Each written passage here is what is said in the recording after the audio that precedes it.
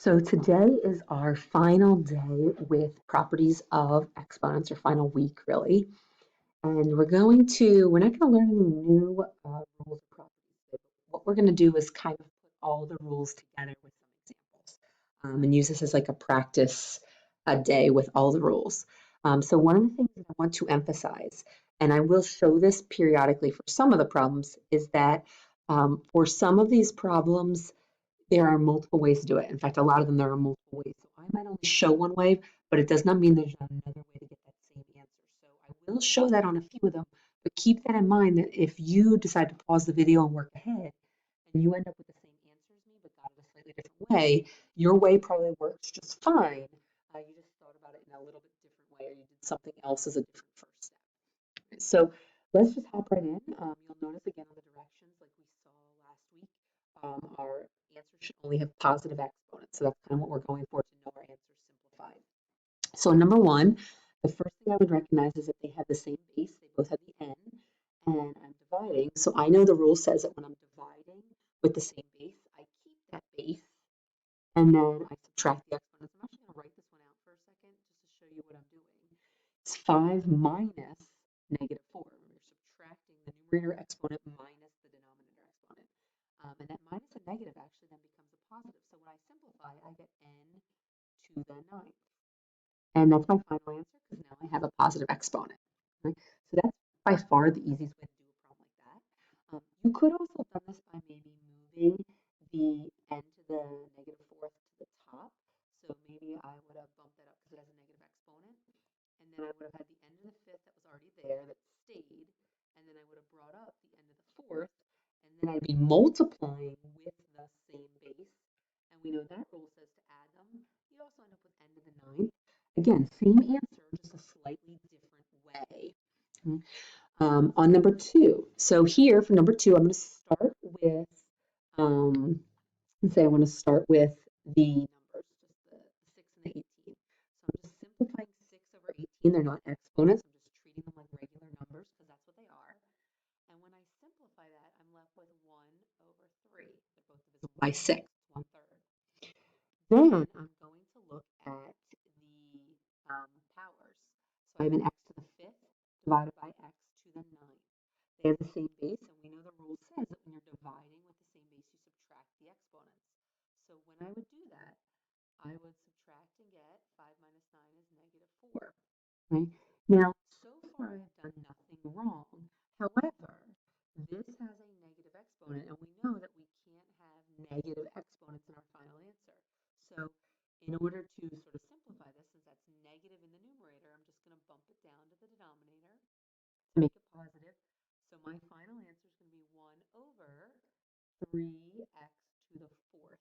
Again, the 3 stays in the bottom because it didn't have a negative exponent, so it doesn't move.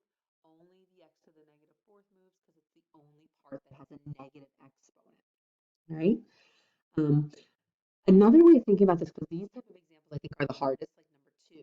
When you first look at the x's in the beginning here, all right, the x to the 5th and the x to the 9th. Another way of kind of thinking about this is how many x's are in the top, how many are in the bottom. So hopefully you're thinking to yourself, okay, well, there's like 5 in the top being multiplied together, and there's 9 in the bottom. 7, 8, I think that's 9. Yep. If you think about where there are more, or where there's going to be more left over, there's going to be more in the bottom because there was more in the bottom to start, and there's actually, if you count, 1, 2, 3, 4 more left in the bottom, which is how I ended up with the x to the 4th in the bottom at the end. So it's just another way of thinking about it in terms of where your variables are going to end up and how many or what the exponent should be. And it all comes back to really where the rules come from. That's another way of thinking about where your final answer should end up. Right. So let's take a look at number 3. In number 3, this is a multiplication problem. We can see that because we have a multiplication symbol. So I'm going to start with just the regular old numbers, the -7 and the 3. They are not exponents. They're just regular numbers, so I'm just following the operation. -7 times 3 is -21. And then I'm going to use my exponent rules on the parts with exponents. So I have an n to the -2nd times n to the -3rd.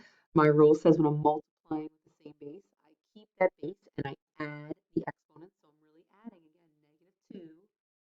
plus -3, those negative exponents, and I'm going to get n to the -5th.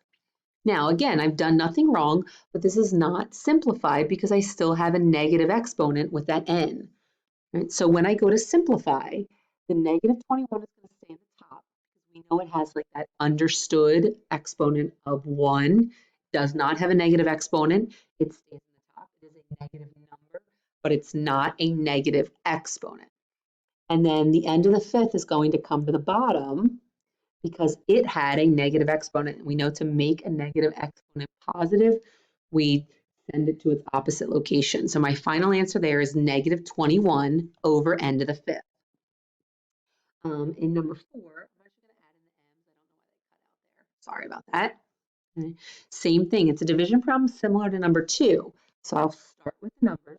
This one's going to be a little bit easier because 28 divided by 14, and just regular numbers, follow the operation. It's going to give me a nice whole number of 2. Then I'm going to go through and I'm just going to use my exponent rule. So when I'm dividing with the same base, I subtract. So I'm going to have m to the 8 minus 3 is 5. And then I'm going to have n to the 4 minus 5 is -1. So everything looks great, but again, not simplified all the way because I still have a negative exponent with the n. So the 2 and the m to the 5th are going to stay in the top because they have positive exponents. And then the n to the negative first is just going to move to the bottom and become n to the positive first, or I can write that as just n because it was the only part with a negative exponent. Again, you heard me say this a lot last week. Only the parts with the negative exponents move. If they have a positive exponent, they stay. Only the negative exponents should move. And let's look at our final 2 examples here. So number 5 is actually similar to one a little bit that we saw, I think, in our division rules week a couple weeks ago. Again, there's a lot of different ways to start here. So I'm going to show 2 ways for this one. The first thing that I would probably do, and what I might recognize here, is that inside the parentheses, the x to the 7th, the x to the 11th have the same base. So because I'm dividing with the same base, I can start by subtracting those exponents. So I'm going to have x to the, and 7 minus 11 is -4. And I still have the exponent of the -2 outside. Then when I'm looking here, now here's an example of one of our rules from the first week, which was power of a power. What happens when you have the 2 exponents next to each other? And we know when you have a power, you multiply. So I'm going to have x to the -4 times -2. Negative times a negative gives me a positive. And that actually works out really nice then, because I end up with a positive exponent without ever having to actually do any kind of moving around to make the exponents positive. The other way to do this, and I'm going to show it to you. Let me change colors here. Let me go to like a green. And this way will work and you'll get the same answer, but you might notice it's a little bit trickier. Some people might have started for this problem, let me recopy it, by distributing the exponent first, and that would work. So I would distribute the -2 to the numerator and the -2 to the denominator. And I'm going to simplify using my power of a power, so I'm going to multiply there. So I would have x to the -14th over x to the -22nd. I multiplied each of those powers together. Now, again, I'm dividing with the same base. So to simplify, I know when you're dividing, we says keep the base the same, subtract the exponents. -14 minus -22. And again, if I write that out right here for a second, you'll notice that minus the negative becomes a plus, and I'm going to end up with x to the 8th. Same answer I got doing the way over on the left in blue. You'll notice it's just a little bit trickier, maybe a little bit more work. Not really any harder per se, but just a little bit more work. Again, it's a preference of which you prefer, which you see, but they both will, or you should always get the same answer if you simplify and use your rules correctly. And then the last one, again, it's very similar to number 5. I'm going to choose to simplify each of the parts inside the parentheses first and then distribute the exponent. So when I start with the x's, I'm going to subtract those exponents. So -8 minus 2 is -10. And then for the y's, 7 minus -4 becomes an 11. So I have x to the -10th, y to the 11th, all to the third power. Then I'm going to need to distribute that exponent. So I'm going to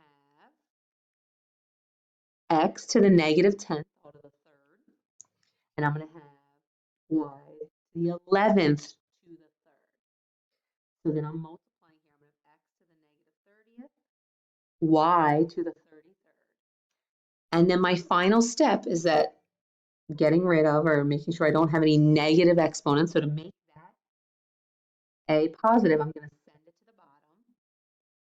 And I'm going to keep my y to the 33rd in the top because it had a positive exponent. And there's my final answer. Again, I can't combine them because they have different bases. Right? So this was a really good summary of all of our practice with exponents. I think most of the examples you're going to see on your weekly quiz this week will not be any more challenging than any of the ones that you saw in here that you're going to see on your practice. I will also tell you I have a really good summary of the rules on your practice worksheet at the top so that you can always refer to them as you're